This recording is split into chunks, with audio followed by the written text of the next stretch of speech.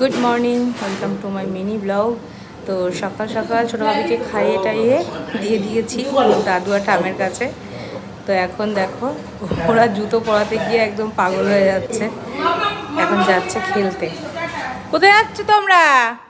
বাবা আগে আগে হেঁটে বেড়াচ্ছে। তো রান্নাঘরে আজকে কি কি রান্না তোমাদের সঙ্গে শেয়ার করি। এখানে দেখো বাবা, আলু কলা দিয়ে চিংড়ি মাছ দিয়ে ঝোল। এই যে এখানে এই মাছ রয়েছে, আলু কলা দিয়ে চিংড়ি মাছ দিয়ে ছোটো, আর ওই দু একটা কাতলা মাছের পিস আছে, সেগুলো দিয়ে দেবো। এদিকে ভাত বসিয়ে দিয়েছি।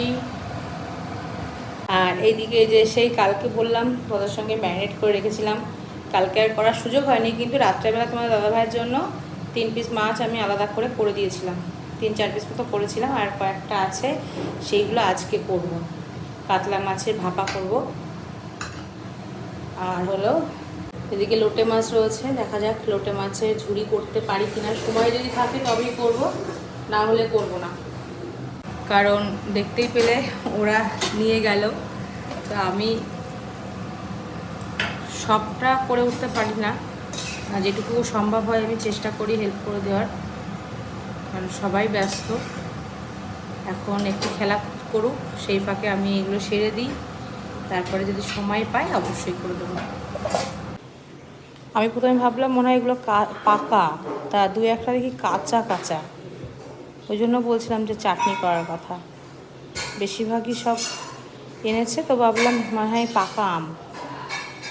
তো যাই হোক, ছোটোটার আবার একটু খাবার বসাতে হবে। ছোটোটার একটু খিচুড়ি বসাবো সবজি দিয়ে, তো সেইটাই জোগাড় করে নিই।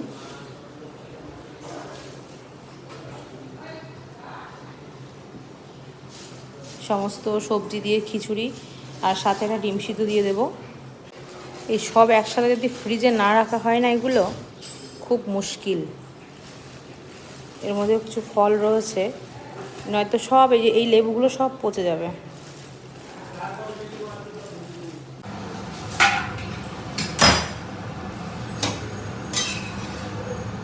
আমাদের বাড়িতে একটা যদি মশলা তরকারি হয়, তো আর একটা কিন্তু পাতলা ঝোল হবেই, কারণ সবার তো সব রকম ভালো লাগে না। আর আমরা সবসময় চেষ্টা করি, কারণ সবসময় মশলা খাওয়া ভালোও না, ওই জন্য একটা সাইডে পাতলা ঝোল রাখি, সেটা সবার হয়ে যায়। তো চল আবার পরে দেখা হচ্ছে, রান্নাবান্না সেরে নিই।